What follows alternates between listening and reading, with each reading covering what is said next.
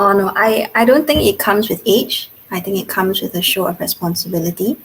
I told my children upfront that the earliest that you would ever possibly think of having a phone is in secondary school, but even then there's no guarantees. If you cannot show me by then that you know how to exercise self-control, you don't know how to exercise self-discipline, you're not getting a phone. Because the minute you give them such a powerful device, it's going to be very hard to take it back. You are listening to the WADT podcast, and this week we continue with our new series called Hot Potatoes, where we discuss difficult situations parents face with their children and provide some practical tips on how to handle them. If there is a hot potato that you would like us to touch on, do let us know through our social media platforms or email. My co-hosts today are Hafiz, Kevin, and Shufan. Hi everyone, welcome back. Hello. Hello, everyone. Now I got a question for you. I'm sure you've heard of boomers, baby boomers. Yes, Paksan. Right? It's today's topic. Yeah. How about some lagging? Sorry. How about Zoomers? Have you heard of the term Zoomers? Zombies, I've heard. Zoomers. People on Zoom a lot.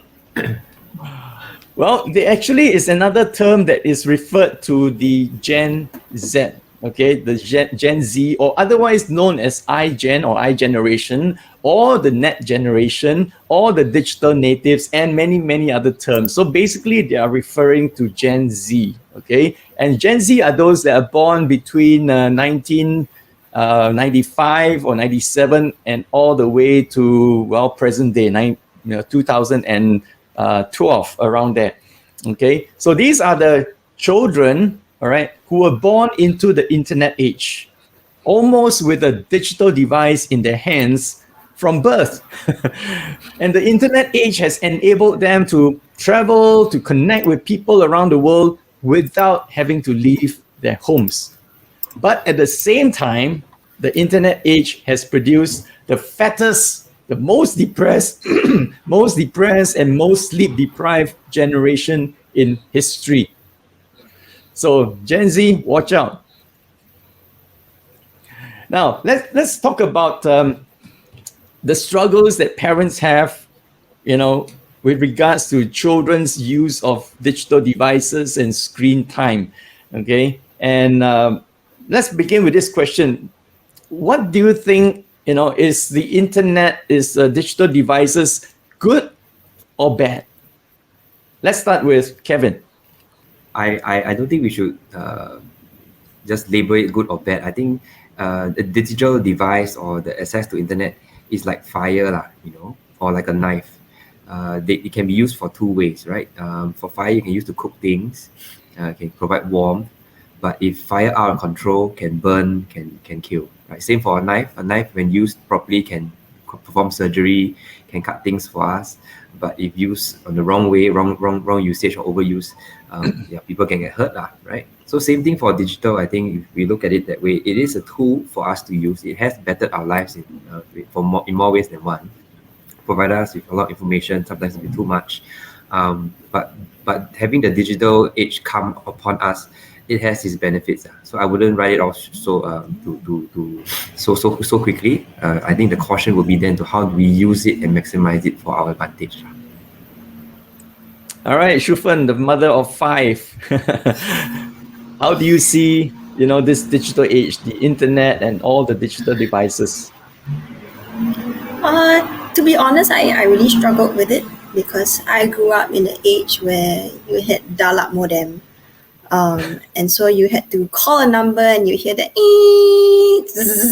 sound before you actually get access into the World Wide Web, as they called it the last time, and to do things.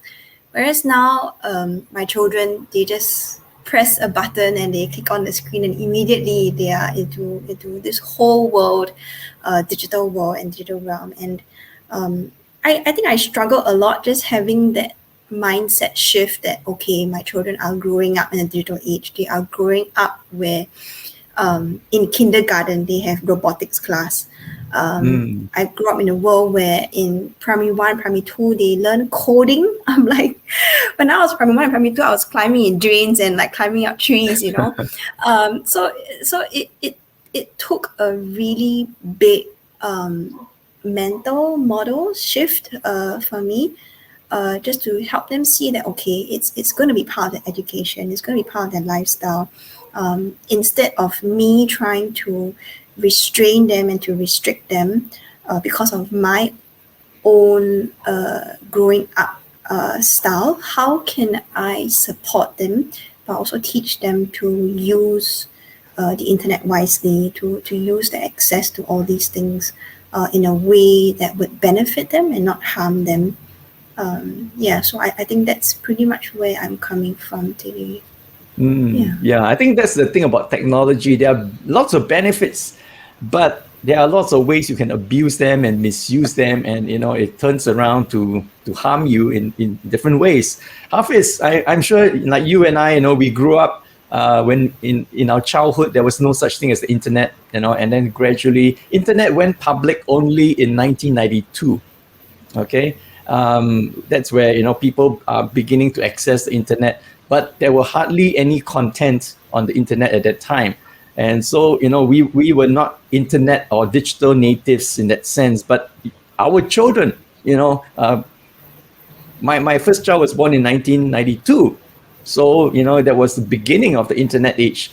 So were your kids. How did you feel? Were you curious? Were you anxious? What was your feeling like? I was clueless lah.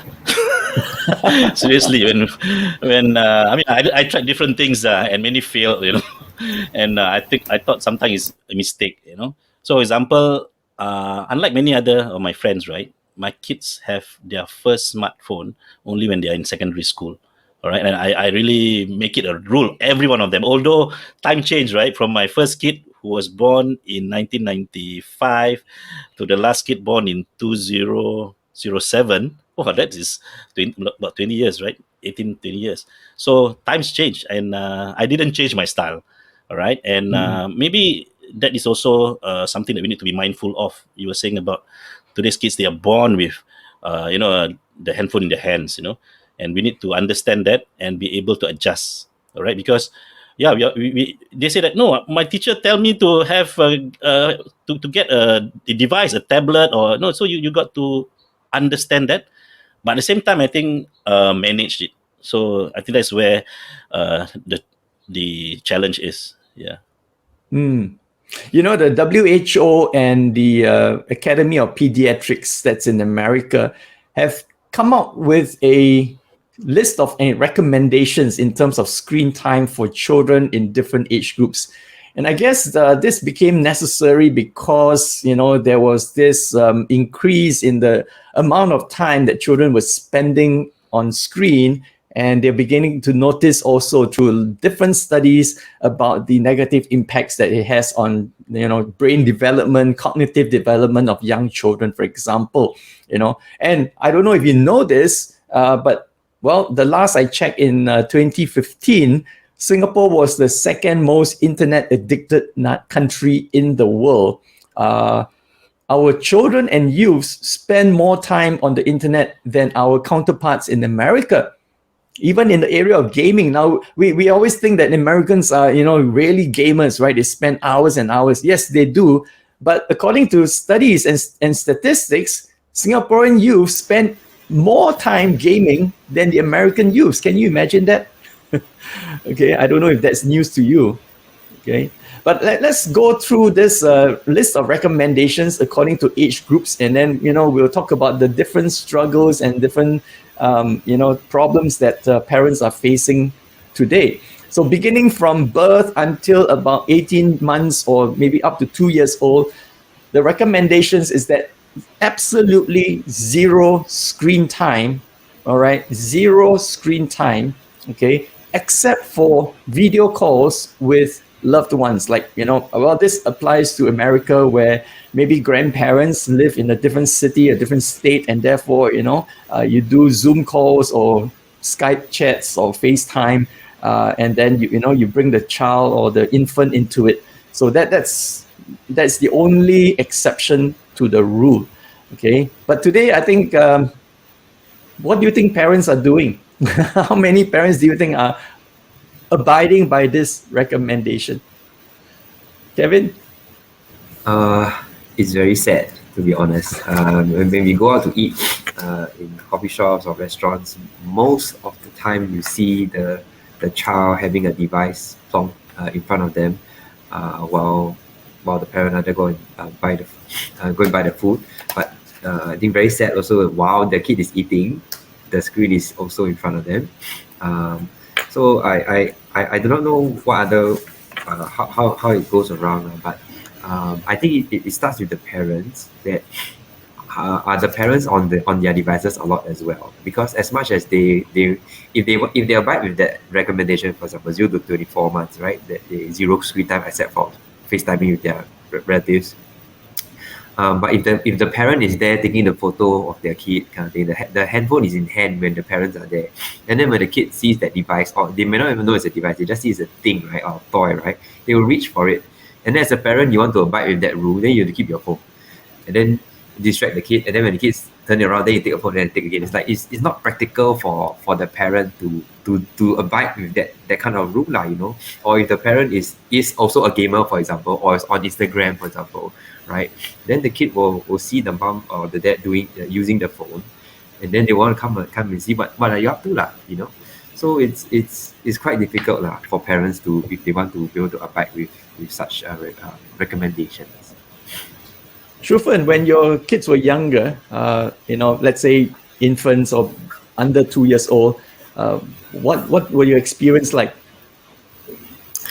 I think the experience with the first and second child to having the fourth and fifth child is very different. When I first became a mom, you have all these ideals, right? And so I knew about this no screen time rule, and so I think pretty much for the first and second child, it was pretty good. Like, you know, we had no TV, no TV programs, and I don't think they watch much on my phone. The only thing they do on my phone is like listen to music. Like if we're in the car, like just play some music for them to listen in the car. But even then, the phone's with me. They don't get to hold it. So I think the experience with the first 2 or 3 children is very different with the later ones, and I think it's been made even more difficult because of COVID. For the last 2 years, when circuit breaker first happened and we couldn't go out anywhere, just having to think of things to occupy the children at home, everyone just being at home in a confined space, trying to think of activities, hands-on activities, educational activities. Like, you know, sometimes there's only so much that one can do. And at the end of the day, you know, that the parent is so stressed up and so bogged up, you know, that we just, okay, you know, let's just watch some TV for a while. And so I have also kind of shifted my position. I used to be really, really I won't say hardcore, but I can't think of a better word now, but really, really hardcore. That the children do not have any screen time on weekdays, because to me that's school days, and you know, you're just going to do work, and we go out and play. And so pre-COVID, I think that was all fine. Like no issues with that, you know. After they come back, they do their work. After the twins have their nap, we wake up, we go out and play, and then we come back for dinner, and then we sleep. That was fine. And then COVID struck, and then we couldn't go out anywhere. Firstly, because my family is so big, and secondly, because the playgrounds were closed, everything was closed. And so we all found ourselves stuck at home. And then I'm like, what am I going to do at home with 5 children? You know, like there's only so much snakes and ladders I can play, so much Monopoly I can play, so much Uno I can play, so much painting and Play-Doh I can do, and Lego, and like, you know, stacking blocks and like magnetic tiles. I'm like, okay, I'm done. Like, what's next? Paint the house. Oh, cannot. I think that one is a bit much. Yeah, so I think that's when I realized, okay, you know, in the bigger, grander scheme of things, what if we watch TV together, you know? So we'd find something to watch on the TV. And I think that's when I'm also learning that, okay, it's not that they are glued to the screen. It's not that the first thing they come home, it's on the TV and they're addicted to it. I think it's still in a very controlled manner. They know that, okay, it's only for one episode, just like something 30 minutes. And after that, we switch it off and do something else. So yeah, I think as the number of children increase, and also with the situation like nation that we're in, I think just dealing with screen time and media use has been quite different for me as well. Yeah, I think when you have one child, okay, you have the freedom to set your rules and all that. And then when you have a second child, all right, and the second child will look at the older one, and if the older one is old enough to have a phone, then the younger one would say, "How about me?" So that's where everything gets more challenging. What are your thoughts on this? So yeah, I think I remember when my first two kids, right? This is called digital. Now it's called digital pacifier. Then it was called TV as a pacifier. So we had a lot of CDs. I think Shufan, maybe you are another what do you call that, school of thought, lah. But for me, it's like educational. All right, I make sure that they watch educational, kids movies or shows, lah. And I can get carried away, because the kids, because I think they get glued to the TV very easily, and then you tend to, that's your nanny, for the day, and you don't have a limit. So I think different generations, it's not about today we have a smartphone, then it was a TV, we can't run away from that. But how then you set limits and being consistent to it. So for example, we ourselves can get addicted, and we ourselves are challenged, right? With phones, with every gadget around us, So for example, this is my challenge: handphone or smartphone on the table while having dinner or having a meal. It's always been a challenge for me. Frankly, I always tell my children, don't. Then when they always have a way to go around it. You don't want me to sit on the table? I go to my room. It's even worse. They have their meal in the room. Okay, so you have to really manage that, because if you don't really do it properly, they will find other ways to do it, in their own way. So yeah. I touched on that in the workshop that I conduct about how to set a rule. Okay, and I use this as an example, because I think which parent doesn't want to have a device-free meal time? So I talk about how to set a rule for that. Well, if you want to know, come and attend my workshop. A very important question, and that's also on many parents' mind, is at what age? What is the right age for me to give my child a mobile phone? What's your recommendation? Oh no, I don't think it comes with age. I think it comes with a show of responsibility. I told my children up front that the earliest that you would ever possibly think of having a phone is in secondary school, but even then there's no guarantees. If you cannot show me by then that you know how to exercise self-control, you don't know how to exercise self-discipline, you're not getting a phone. Because the minute you give them such a powerful device, it's going to be very hard to take it back. And I don't think, and we've told them, we're not giving this to you unless you show that you know what you're dealing with, you know how to deal with it, and they can be responsible for what they are going to be in charge of. So for us, before you give the phone to your child, all right, and you want to observe how responsible they are, would it be good to maybe test their responsibility before you give them a phone, maybe through other ways? Yeah, so definitely, like for my number one, who is 10 years old, sometimes he would ask for a certain amount of screen time to play his game on the laptop. And so we'd say, okay, I ask you how much time do you want? And then he'll say, okay, could I have 30 minutes? I say, okay, sure, go ahead, 30 minutes. And then I'd see, does he automatically stop at the 30 minutes point? Or do I have to be the one who would come in and say, hey, your 30 minutes is up, you should stop. And so that's a very clear sign of me knowing whether he's conscious of time, of how he's being responsible with his own time, and whether he can hold true to his word. Yeah. What do you think, Kevin? At what age? Yeah, I agree with Fern. In fact, I was going to say that we are in the midst of having a conversation with my 12-year-old on whether he should have a phone, because all his friends have phones, and he's asking when can I have a phone. So I think it is really child to child, parent to parent kind of thing, and I want to encourage the conversation between the parent and the child. So you don't say, oh, when you hit 13 years old, then I give you a phone kind of thing. Yeah, like what Fern says, when they hit 13, they may still act like a 3-year-old. So no, right?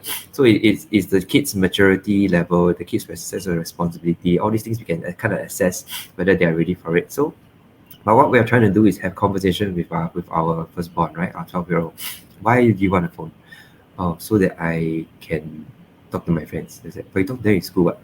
It's like, oh, then so I can call you, but you don't call me, what? You can use your school phone to call me, what? You know what I mean? That's like, there are many reasons like you don't need your phone, right?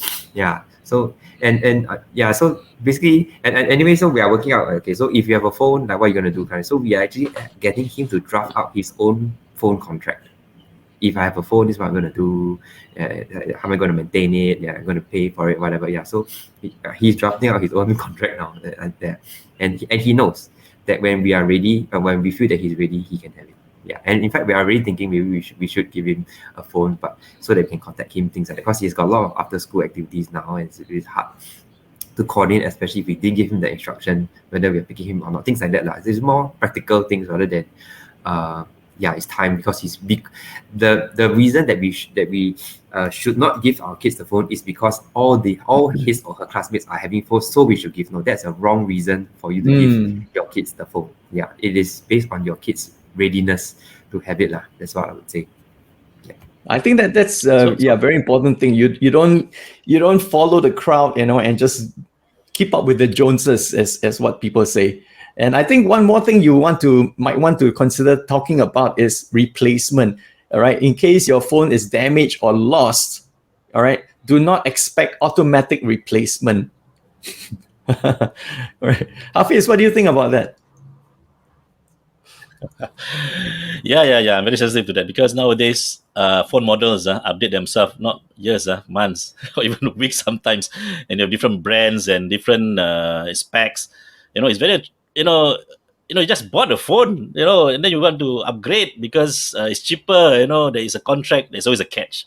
Okay, so for me, replacement is only when it's needed, and I show my children my own phone is cracked, and I'm still using it. I'm using it for work. So if you have a problem with your phone, it must be really make such in an unusable state, then we replace it. But also means that I will buy them a good phone, so that for me, you can buy a cheap phone and then it gets spoiled, and then they want to have another one. This attitude of buy quality and then it lasts longer. I think I hold to that. Yeah, but of course not the most expensive one, because for me it's like also to teach them, hey, this is not your money, it's my money. But for phones, especially, I use their own savings. But at the same time, I also would try to use my own money as well, because I have investment in that gadget and I have a share in it. So in a way, they say that no, this is my money and it's mine, and you cannot have a share in it. So that's how I manage it. Sometimes it works, sometimes it doesn't. So that's an interesting thing. If you buy the phone with your money as a parent, and then you say, I'm lending the phone to you, so it's still my property, so I can take it back anytime I want to. Okay. It's a stewardship also. Like I'm lending you this phone, so you have to steward this phone. You have to take care of this phone, right? And and treat it like yours, so to speak. Treat it respect and respect. Because if you buy it, or you let the child buy it with his own money, then it becomes his phone, and therefore he says he will use that excuse, but this is my phone, I can do whatever I want with it, right? Okay. So parents can buy the phone, the child will sustain the line. So it's still their money, but they have to pay. Okay, yes, that's another way to do it. You buy the phone, but the child pays for the monthly subscription. Okay. Another thing that parents talk about is, they always ask, how do I control my child's, device use, right? On the time on the screen, internet, and things like that. I always tell them this thing, and I got this from Common Sense Media. Common Sense Media is a very useful website. I think all of you should go and check it out. It has a lot of reviews of movies and books and the educational apps and games and all these kind of things. And Singapore has this Media Literacy Council, and Common Sense Media is actually their consultant. All right, because Singapore's Media Literacy Council does not do research. They do not have a research team behind them. But Common Sense Media has a team of researchers and scientists and things like that. And they, when they do reviews and when they review apps and educational apps and games, it's done by these teams of experts. All right. And so they can give you the expert, scientifically tested the apps and give you a review of it. Okay. And so please check it out, Common Sense Media. Now, so Common Sense Media, I attended one of their seminars maybe 2 years ago. And this is the advice given to all parents. Replace the word control with agency. You understand the word agency? All right, agency means independence, right? And like what Shu Fen is talking about, help the child to develop more of their ability to make choices, make the right choices, exercise self-control, restraint, all right, delay gratification, whatever you want to call it, okay? And because, this is all part and parcel of their maturation, and journey towards adulthood and independence. And the more you control it, the more it will strain your parent-child relationship. And so I think that's something, I don't know who has struggled. According to you, Kevin, you say this is not a problem area for you, okay? And maybe for Shu Fen, is that the word in your mind, control? How do I control? How do I limit? I think at this point in time where my children are still fairly young, I still believe that as parents, we do hold control over what they see, how much time they spend on the screen. But I think for my older two children who are 10 and 9, by and by, we're trying to let go of the reins a bit and let them be more independent with the choices that they make. And so I remember having this conversation with my number one, and he had some work to be done and some schoolwork to be done, and he also wanted to play. I said, okay, so we have two things that you would like to do, or rather one thing that you'd like to do and one thing that you have to do. And so as a parent, I'm going to tell you that the have to be done is something that has to be done, and you will not get your want until that have to is done. And so I said, okay, your schoolwork has to be finished before you come and ask me for any screen time or any play time. And so after he finished work, he came to me and said, okay, so how much time do you want to play? I think he said like 2 hours. I said, okay, but as a parent, I'm concerned that you staring at a screen for 2 hours straight is going to be harmful for you. What do you think about that? He said, okay, maybe I can split it up into like half an hour blocks. I said, okay. And so how will you split it up? He said, okay, I will split up to 30 minutes and then I'll take like a 15 minutes break. And then I would play for another 30 minutes and 15 minutes break and so on. I said, okay, I think that sounds reasonable. So at least you have that 15 minutes break to just rest your eyes, go and do something else, and then come back. And so I think him just being mindful of my concerns as a parent, that I don't want to be a killjoy. I think that when it's time to play, we play hard. One of the things I tell my children is you work hard, you play hard. The March holidays are just around the corner, and I believe it's time to play hard. We go all out and play. But when it's time to work, you work hard. And so I said, okay, we want to strike a good balance with that. And so even though you want to play, there must also be, it also must be done within boundaries. And so if you want to spend 2 hours on the screen time straight up, I said no, because I don't think it's good for your eyes. You're going to strain yourself and you're going to have bad posture and whatever. And I said, if he could think of that solution to take a break in between, I said, great, that's good, because that shows me that he's thinking. It shows me that he's also aware of my concerns as a parent, and it shows me that he's going to take responsibility for his actions, and to know also that his actions have consequences further down the road. Yeah. I got two things to say about what you just talked about. Number one, if your child is playing a single player game, that's fine. You can break it up into, whatever blocks. But as your child grows older, he will begin to learn and begin to participate in team player online games. And that kind of breaking up into time frames is no longer practical. All right. And a lot of parents are not aware of that. Okay. And so the amount of time spent, it can be, anything between 30 minutes and 1.5 hours. As long as the mission is not complete, they've got to keep playing. And it's not reasonable to tell your child, I don't care, 1 hour is up, you need to log out. So what are you teaching the kids? If I can bail out from my team, my friends, anytime I want to, right? The second thing is I forgot what the second thing is. Hafiz, go over to you. Shufan, I like the way that you talk to your kids, all right? I think depending on the age, the older ones, you ask them question, I'm sure it may not be as straightforward. And I think as a parent, I always have this problem, that whenever you ask question, they sometimes give answers that we don't expect them to, reply, and then, we give up. So don't give up. I think they sometimes try to explore and test you. So, it's an everyday thing that you have to practice. And don't give up. And at the end of the day, okay, if democracy doesn't work, I just go by totalitarian method, and then you listen to me, or, the door, you show the door. I think as parents, we need to be patient. So I can see that what you are actually doing is to be very much, if you can really do it very well, is because of the patience that you have. I mean, the love and the long-term thing that you want your children to learn. And don't get triggered by children's way of thinking, because they really want things fast. They really want things they want to have fun. And these are kids, right? So another thing also that I want to touch also, why we are talking about all this? Because I think we need to tell kids that there is more to life than the screen. Right? There's more to life than, and I think, like now, we hope that we can meet each other, right? But it's so convenient, to do things through StreamYard, but we lose the touch, of meeting each other and of conversing face to face.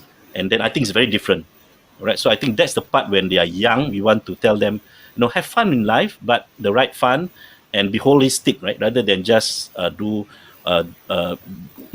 just have this screen. Because in the real world, it's not like that. I think in the future, we can say that, even Steve Jobs, they said, I think he had this no gadget at the dining table. I mean, the creator, inventor of iPhone himself have that decision. So he knows that there are a lot of negatives if you don't have any, you don't know how to manage it. Yeah. I now remember the second thing I wanted to say about this thing about, what you must do, you do it first. And then after that, what you want to do, you can do it later. I also, tell parents, that's our perspective. Okay. And I think that it's not wrong, but, if we really look at it from the child's perspective, sometimes, after coming back from school, they want to unwind. They want to kind of kick their feet up, and relax for a while. Particularly for boys, they do it through gaming, right? And for girls, maybe on social media and things like that. So while we see it from our perspective, and we should do what we must do first, and then after that, once we have finished that, we can go on to what we want to do. I think that's good, but it could come across as being, insensitive to the needs of the child. All right. I mean, that's how the child may perceive it, that you're not sensitive to what I need. All right. You're not understanding, how I feel right now. And therefore, I want to do this. So I do encourage parents to, have a conversation with their child. And for example, I said, why don't you do this exercise? Okay. Tell them, if you have all the say, all right, to plan your day, how you spend your time from the moment you get back from school, all right, until you go to bed, how would your plan look like? All right. Now, this is just an exercise. Yeah. Okay. And let your child just, determine what he wants to do first. The moment I get back from school, I will do this. And then after I'll do this, after that, I'll do this. And see how he thinks, how he prioritizes things, and ask the question, why? Why do you do this before this? Why do you do this first? Why do you do this at this time? And you really get to know the child, how he thinks, how he makes decisions, what's important to him, and what are his motivations. And I think this will really help you to know your child. And it's something called perspective taking, right? Because we always see things from our perspective, and we always see it as right. But we will only begin to understand the other person when we take his perspective. And so this is an exercise that I encourage parents to do. So yeah. Yeah, I think it's also important for us to try all these methods and don't give up, because I mean, as I think one of the older parents here, I mean, we are trying to tell to the children that home is a fun place to be with. I mean, it's fun to be with your parents, with your siblings, because they reach a time where home is boring. I've got no fun here. I rather go to my friends. I mean, there's nothing wrong with that, going to your friends, but if that becomes a outlet, all right, I think you will lose a lot of things. When they're growing up. So I think again we need to be sensitive of as what Pak Sen say, right, of their perspective. Wait until it's too late. They think that everything also cannot. Then I run away. I go out to get fun. Talk about how much time, how do we limit the children screen time and things like that. I think it has to start with the parents. So control or not, I think, but decision comes from parents. Okay, so why do I say that? How do you as a parent view the use of screen time for your young kids? Because the WHO gives that guidelines, right? 0 to 24, this amount of time, whatever. But what is the use of that screen time? If we see it as the screen time is my nanny, then that is it. But if like for Hafiz, like he sees screen time as informational and giving them some form of way to learn, then it's a different perspective already, right? So we have to be careful. But I think more often than not, what I observe, parents use screen time as a babysitting tool. I need some downtime for myself, so I just put them in front of the TV so that I can unwind for a while. Yeah. But is that the best use of screen time? Okay. So while WHO gives us the alternative, like 0 to 24, 0 screen time, right? Then my question is, what is the alternative? What do you then give to the kid instead of the screen? Right? So as a parent, we need to be creative. Okay, that's why poor Shufan play Monopoly until the dice spoil already. Because Monopoly also use dice, Netherlands use dice, everybody also use dice, right? So like board games, so after a while there's only so much board games you can play, there's only so much cake you can bake, there's only so much things that you can do right, at home, right? Yeah. But at the end of the day, I think also thinking about it, right? Do we actually really need to entertain our kids all the time? That's a question that I would like to throw to parents, like, because they need to be occupied. Really? Do they need to be occupied? Can they be left alone to have their own self-play? Okay. And my kids kind of tell me, Papa, I'm so boring. Then I tell them, it's not boring, you are boring. Because if I give you a piece of paper and a pen, right, you can draw. If I give you things you can play with anything, literally, right? So the situation is not boring, you are boring. You're not thinking on how you can occupy your time creatively. So I'm trying to challenge my kid, right, to say that no, it's not boring. You are the one that can make the situation, So I encourage them to don't use the screen time, don't use the excuse that is boring, and go and do something. So my kids have picked that up already, right? They're reading, they're playing board games themselves, they're drawing, they're doing anything and everything but screen time. One of the recent check out my kids, the optometry, and they usually question, how much screen time does your kid have? I said my son spends less than 2 hours a week. When she was typing the data, she's like, 2 hours, 2 hours a week or a day? 2 hours a week, less than 2 hours a week of screen time. Then she said, how come your kid's eyes like that? He reads a lot. He reads a lot, but less than 2 hours of screen time. How do I do that? Because we tell them every Sunday you have what we call a Sunday special treat. They have 20 minutes of screen time. Each kid has 20 minutes of screen time allocated on a Sunday. They can play 20 minutes. How do they do that? They will turn on the iPad. Before they turn on their game, they will turn on to the timer of the iPad and set 20 minutes. And then they'll switch it back to their game and then they'll play. And then when they're playing, granted, like what Pak Sen was saying, the game sometimes takes more than that, right? They're in the midst of a game. You can just hang up like that. We let them finish the game. They finish that round, so to speak, right? So if it's a round-based game and not a time-based game, you let them finish that round, complete the round, at least they're satisfied. Their group, they still maintain their friends because they play halfway, they just log out like that. Nobody want to play with them anymore, right? So we let them have the access of control, so to speak, but they enjoy as well. So they look forward to Sundays very much because, tomorrow is Sunday because they have screen time, okay? But what we also do in between is occasionally out of the blue, we say, okay, let's let you all go and watch your TV, your Netflix or whatever, 20 minutes each. So they have 1 hour, but random, that kind of thing. So like during the week, right, they just sometimes have, sometimes don't have kind of thing, but they do have this kind of pockets of random screen time that we kind of dictate kind of thing. School holidays, you have a little bit more, but other than that, my kids don't ask me for my phones for games because we'll never give to them. Or even if we do, it's very rare that we say, okay, you get just one game, things like that. Now, because we are encouraging them to think out of the box, outside the screen time, because we have seen screen time as another tool for entertainment, but there are other ways you can entertain yourself with. Other things, you can play instrument, you can anything lah, right? Just go and figure out what you're going to do. If not, just go and rest now. Just go and sleep now. Kind of thing. So to parents, like, don't need to entertain your kids all the time. They are old enough to play. I mean, granted, some of them are a bit younger, need your attention or what, but then figure out alternatives for them besides screen time. There are alternatives. Even for meals as well, when we that's why I say it starts with parents, because very early on we decided no phones on the table. So at meal times, how many of you actually enjoy no phone meal times? We do every single day because we put our phones away. And we just have meal time there, right? And for our kids, when we go out to eat, right, we bring toys. We pack in our kids' bag, besides the diapers and stuff, right? We bring toys and scrap paper and pencil and paper. So when you sit down, right, straight away the kids ask for them. And we just dish that out and they're just drawing away, they're doodling away. I kept some of the copies, very cute. The things that they draw, as they grow older, their proficiency is better. But they're drawing instead of on the screen. Things like, so there are alternatives. I mean, think about it. When we grew up, there was no screen time. How did we survive? How did our parents survive? Bring us to restaurants. They bring us to go and see fish on, go and see the prawns, go and see the fish, go and see the bubbles, go and see the crabs. Let's take a walk, right? And then the food comes, we eat, right? So I strongly believe it's possible. I mean, partly because I'm living it, but because I've lived it as well as a kid.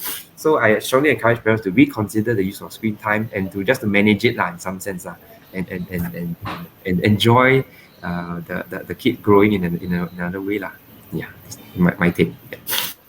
Well, you are definitely one of the rare success stories, which I think should be a model for every parent to follow. And you're right, it is possible. And I guess it's doing it consistently so that it becomes a normal thing. I know of a couple who homeschool all their 3 kids. And so one day many years ago, we went out for dinner with this family and the kids. And so the moment the kids finished eating, as the adults were talking, the kids all took out their own books out of their own bags and they started reading the book.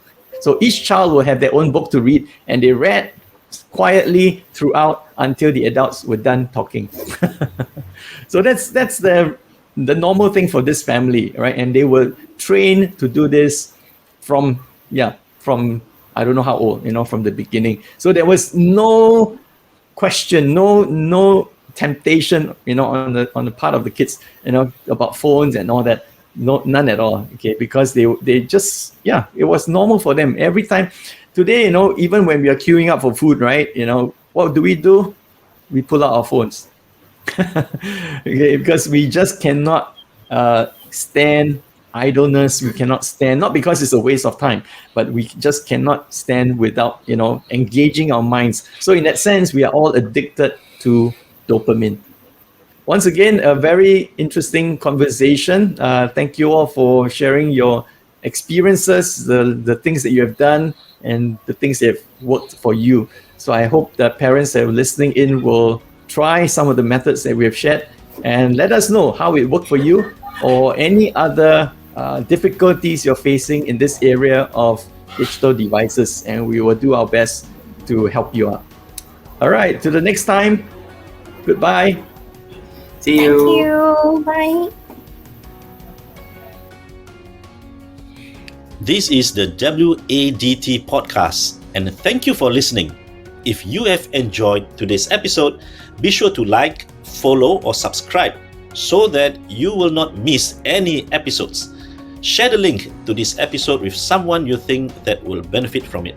We want to know what you think of this episode too.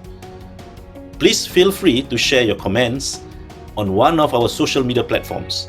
We are on Facebook, Instagram, and YouTube. You can also email wearedads2@gmail.com if you have a question or need help. Till next time, this is Hafiz and Paksan signing off.